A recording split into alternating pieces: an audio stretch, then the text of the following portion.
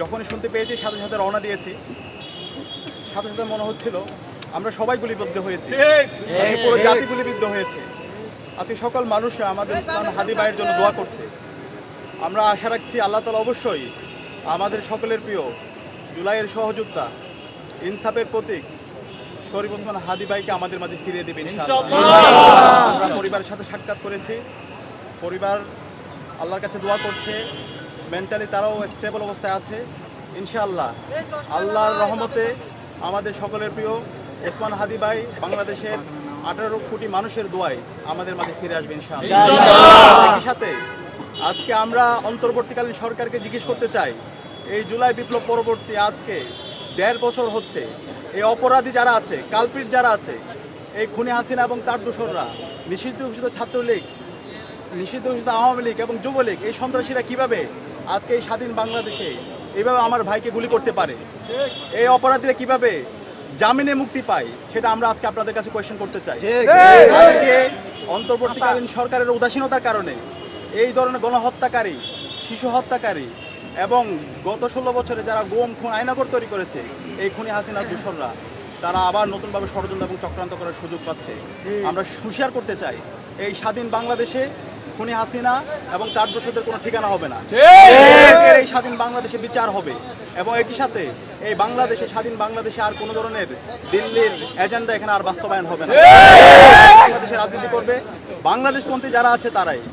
আমি সবাইকে আহ্বান করব, আজকে আমাদের বাংলাদেশপন্থী যারা আছে, ছাত্র শিবির, ছাত্রদল এবং সকল ছাত্র সংগঠন, জামাত, বিএনপি সহ বাংলাদেশে যারা ফ্যাসিবাদ বিরোধী আন্দোলন করেছে, জুলাইয়ের যত পক্ষের শক্তি আছে, সবাইকে আজকে আমাদেরকে ঐক্যবদ্ধ হতে হবে হাসিনার প্রশ্নে এবং এই যারা ফ্যাসিবাদ কায়েম করেছে তাদের বিচারের প্রশ্নে আমাদের সবাইকে এক হইতে হবে।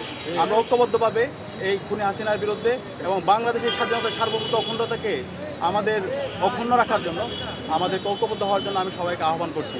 এবং একই সাথে আগামী 24 ঘন্টার মধ্যে আমাদের শরীফ ওসমান হাদি ভাইকে যে সন্ত্রাসীরা গুলি করেছে তাদের সবাইকে আইডেন্টিফাই করে তাদেরকে দৃষ্টান্তমূলক বিচার আওতায় নিয়ে আসার জন্য আমি আহ্বান করছি। আমি আশা রাখবো বাংলাদেশের সকল ফ্যাসিবাদ বিরোধী যারা আছে, সকল রাজনৈতিক দল, ছাত্র সংগঠন, সিভিল সোসাইটি, সবাই আমরা ঐক্যবদ্ধভাবে আমাদের এই অপরাধীদের বিচারের প্রশ্নে এবং খুনি হাসিনার বিচারের প্রশ্নে এবং সামনের যে নির্বাচন, একটি ফ্রি ফেয়ার ক্রেডিবল ইলেকশন নির্বাচন বাস্তবায়নের জন্য আমরা সবাই ঐক্যবদ্ধভাবে কাজ করব।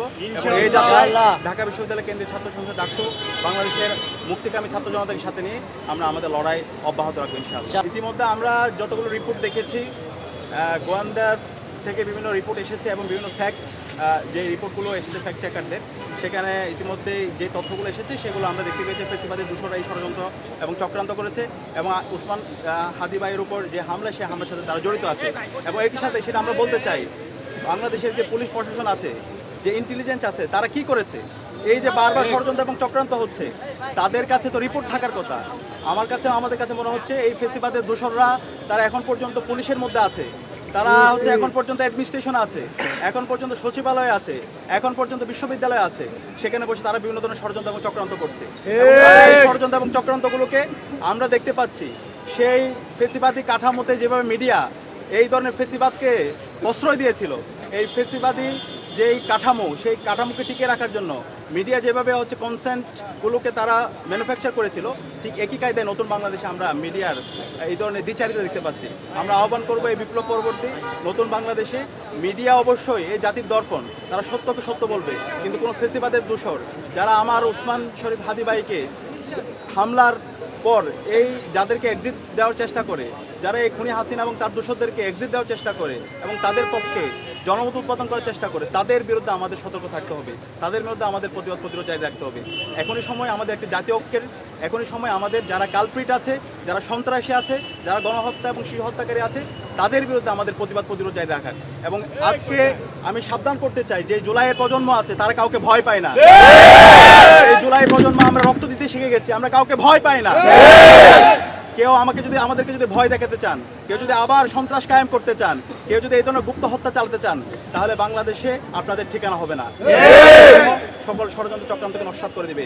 অন্তর্বর্তীকালীন সরকারকে অনুরোধ করব, এখনই সময় সকল অপরাধীদেরকে, সকল গণহত্যা এবং শিশু হত্যাকারীদেরকে দ্রুত অ্যারেস্ট করেন এবং তাদেরকে দৃষ্টান্তমূলক বিচার আওতায় নিয়ে আসেন এবং খুনি হাসিনাকে দ্রুত দেশে নিয়ে এসে তার রায় কার্যকর করেন।